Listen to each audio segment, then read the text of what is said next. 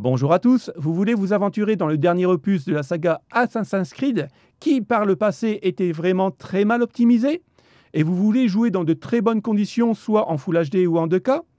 Je pense que dans cette vidéo, il y a quelques configurations qui pourraient vous séduire. Pour les abonnés qui me suivent depuis un certain temps maintenant, puisque la chaîne au mois de décembre va avoir 3 ans d'existence sur YouTube, on commence à avoir un peu de bouteille. Vous savez que je reconditionne des PC à neuf, soit pour jouer en 1080p ou alors en 2K. Je ne fais pas du 4K parce que là, c'est des configurations quand même trop chères. Et moi, je veux que mes configs sortent de l'atelier pour des gens qui n'ont pas énormément de moyens. Et pour le coup, j'étais vraiment curieux de savoir les grands sites comme Materiel.net, Top Achat, LDLC, de toute façon, c'est le même groupe. J'étais vraiment curieux de savoir ce qu'ils nous proposaient pour jouer en 1080p et en 2K. Donc je me suis arrêté sur plusieurs configs et on va les voir ensemble. Alors attention, cette vidéo n'est pas sponsorisée par Materiel.net. Pour ce qui est de la première config, on va s'arrêter sur du 1080p en 60 fps. Donc pour le coup, on nous propose plusieurs types de boîtiers. Soit à 879,95 € ou le plus cher à 1629,95 €. Je me suis arrêté sur la solution la moins chère. Voyons voir ce qu'il nous propose. La config de moins de 900 € que Materiel.net nous vend, c'est un i5 10400F. Alors effectivement, il fera tourner le jeu sans aucun problème. C'est quand même un Seeker 12 threads. Malheureusement, le 10400F commence vraiment à dater. Aujourd'hui, on parle des 14e générations, donc on a 4 générations de retard. C'est pas ce que j'aurais conseillé en tant que processeur. Mais bon, passons. On a une Gigabyte H510M, donc là, la Gigabyte H510, c'est le chipset vraiment d'entrée de gamme, encore une fois, qui n'est plus évolutif. On est sur de la DDR4 3200 MHz à 16 Go, c'est de la G-Skill. C'est ce qu'il faut pour jouer convenablement à ce jeu. Pour le stockage, on est sur un SSD NVMe pour qu'il soit vraiment bien rapide pour les temps de chargement du jeu. Donc, ok, pas de problème. Mais attention, 500 Go. Encore une fois, config de moins de 900 €. Au niveau de la carte graphique, une RTX 3060 12 Go fera largement le taf en 1080p et vous pourrez même essayer de jouer en 2K, mais avec des paramètres graphiques vraiment low. Mais pour le coup, une KFA2, c'est une très bonne marque et ça fonctionne très bien. Le boîtier, on le connaît tous, c'est le Masterbox MB510L, très bien refroidi, aucun problème. L'alimentation 500 watts, vu que la carte graphique ne consomme pas énormément, 500 watts, ça fera le taf. Une Textorm TX V2 en 80 plus bronze, donc ce qui est vraiment pas mal, c'est qu'on a les 2 certifications le plus important. Après, la marque Textorm n'est pas une marque haut de gamme, mais plutôt low cost. Encore une fois, on est sur un budget de moins de 900 €.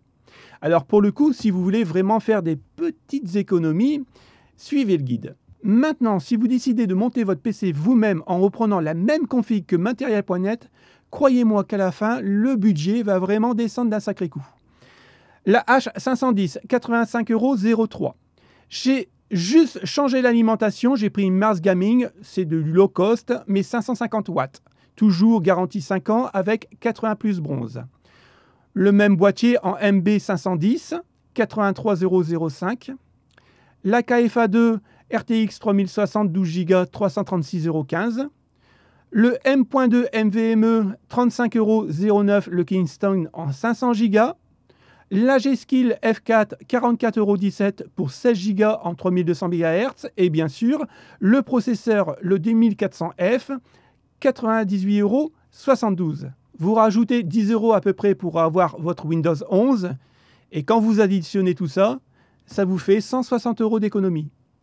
Je peux vous dire une chose, montez votre PC vous-même. Maintenant que vous avez goûté au 1080p, vous voulez monter en gamme et passer au 1440p. Alors bien sûr, l'image sera 2 fois plus jolie puisqu'il y aura 2 fois plus de pixels. Mais le budget n'est plus le même. Quoique, pour du 2K 60 fps, vous pouvez voir que Materiel.net nous redonne exactement le même PC que du 1080p, à 879,95 €. Alors oui, je vous l'ai dit en vidéo, la 3060 vous fera tourner les jeux en 2K, en tout cas certains titres en 2K, mais avec des gros compromis graphiques et des FPS un peu moins bien qu'une 3060 Ti par exemple. Nous, on va s'attarder non pas au PC à 1880 €, mais plutôt à 1000,79 € et voyons voir ce qu'il a dans le ventre. Maintenant, pour le prix, vous avez Windows 11 d'activer, mais si vous le prenez sans ES, déjà, ça va vous coûter 130 € moins cher. Et si vous allez en description, pour 13 €, vous avez un OS sans aucun problème. Il y a quand même une belle différence. Maintenant, si on s'attarde aux composants, le processeur, c'est un i5 12400F.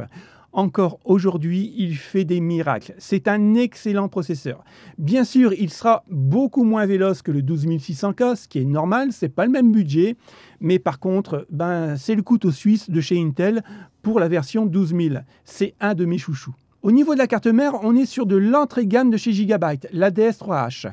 C'est une excellente carte mère malgré que c'est de l'entrée de gamme. J'en ai présenté une il n'y a pas si longtemps de ça en vidéo, une B550 DS3H. Vous pouvez la retrouver dans la section Matos PC. Et pour le coup, la B760M fera largement le taf. C'est une très bonne carte mère. Après, attention, vous ne pourrez pas, par exemple, mettre un i9 dessus. Les VRM ne sont pas conçus pour ça, mais pour un 12400F ou alors un 12600K maximum, ça peut faire le job. On est toujours sur de la DDR4 parce qu'elle coûte quand même beaucoup moins cher en 3200 MHz et toujours à 16 Go de VRAM. Là, on monte en gamme, 1 Tera de SSD en NVMe en Kingston, donc c'est vraiment pas mal. Pour la carte graphique, on est sur une RTX 4060 8 Go. Alors pour le coup, c'est pas la meilleure carte graphique pour tourner en 2K. J'aurais préféré à la rigueur, si on doit rester vraiment dans les RTX 4060, une RTX 4060 Ti 16 Go. Parce que là, vous aurez quand même pas mal de compromis graphiques, comme une 3060 12 Go par exemple. Pour le boîtier, on reste toujours sur le MB510L et une Corsair 80 Plus bronze 550 watts pour l'alimentation. Maintenant, voyons voir si on peut faire encore des économies si on achète tout séparément. J'ai repris l'alimentation Corsair 550 watts 80 Plus bronze à 64,96 €. Le boîtier 83,005 €, c'est le même que tout à l'heure. La carte graphique en 4060 Ghost Gainware 405,77 €. On est sur un NVMe 54,99 € pour 1 Tera. La Kingston Fury avec un look RGB, ce qui est plutôt plaisant dans le boîtier, 16 Go, 54,58 €. La carte mère en B760M DS3H en DDR4, 105,45 €. Et bien sûr, le 12400F à 145,19 €. Si on additionne tous ces composants et qu'on rajoute l'OS à 10 €, ça vous fait une économie totale de 156 €. Vous prenez vos 156 € que vous avez gagnés, vous les rajoutez sur une carte graphique un petit peu plus véloce, par exemple une 4060 Ti.